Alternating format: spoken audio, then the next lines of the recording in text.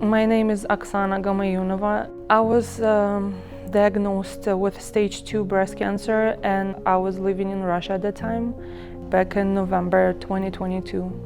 As soon as I found that out, I moved to the States because I was looking for more advanced treatments. My husband and the kids were still there, but I just took the oldest son, Lucas.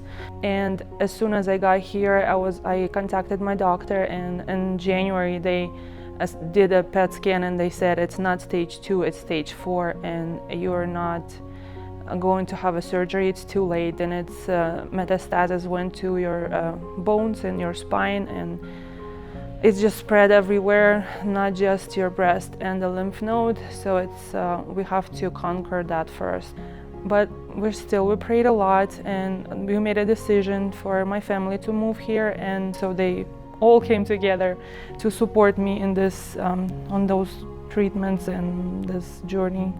My mother had breast cancer most of my life. I was 18 years old when my mom had passed. I just graduated high school. It was a huge wake-up call. My name is Bassil.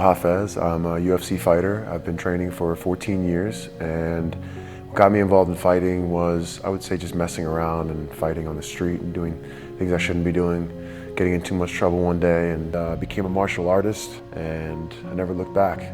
I definitely think with what happened to my mother, it was the first initial bit of fuel that I needed to really become something in life. I think it was a naivety in seeing how much she did while she was sick, to just assume that she was going to live forever and that she never was going to pass away.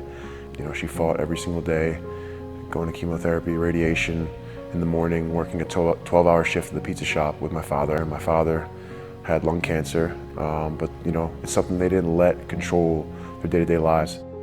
I'm glad I got Medicaid that covers most of my medicine, but it's very expensive. I would not be able to afford this kind of treatment. And it's a lot of stress too in a new country, plus my husband doesn't speak English, so hard for him to find a job that's paying good. I do shots and infusions every 2 weeks right now, and after that it's like 2-3 days I'm laying in bed kind of with like fever and not feeling up to it. But the kids jump on my bed. It's like they cannot be without mom for long. If I was by myself without kids, it would be so much harder, I think, and thank God for all three of them and their joy.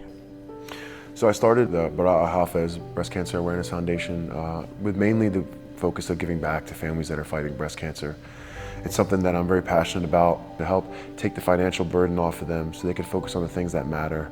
I think what attracted me most to Census Security is the way they go about their donation process, and I like what Census Security really stands for. So when I met Tim, I let him know the main purpose of my donation is that I want to be able to have this go directly to families that are fighting breast cancer.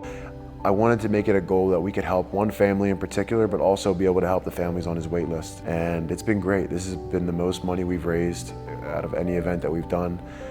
Thankful to Tim for matching the amounts that we've raised, which made the donation even larger. And that's always a great thing to have someone like Tim with a huge heart that not only facilitates the ability to make the donation, but also is willing to lend a helping hand. And I remember the day he called me and said he was able to locate a family in need, and that was Oksana and her husband and children. Then I received a call from Tim, and he goes like, well, we got a donor who wants to do a huge sum just to one person, and you fit that description. And I was at thrift store shopping, and I was like, what?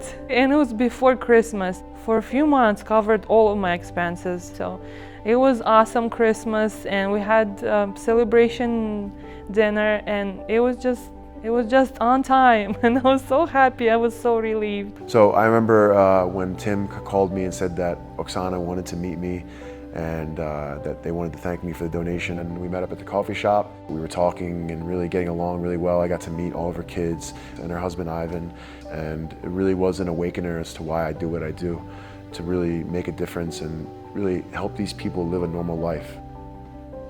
I definitely feel like, after meeting them a couple times now, the kids are starting to warm up a little more. Beatrice and Paulina are smiling more when they see me.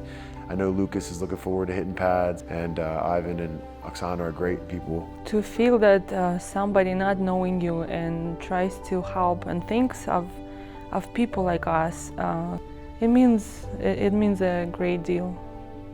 The one thing that I hope is that more people can start to find a reason to give back, to live outside of themselves and to help people in need. I think this should be a call to action for anyone to make a difference if they can. And I know for me, my fuel is my parents, and it's something that I will always strive to do better and be better, be a better fighter, be a better man, always give back more and do more, than I did last time. You never know when help is gonna come. There's a lot of people there with open hearts and kind hearts. I'm very thankful to God that I have each passing day, I find new stuff to be thankful for and just appreciate every moment, There's no time to be sick, you just have to keep going.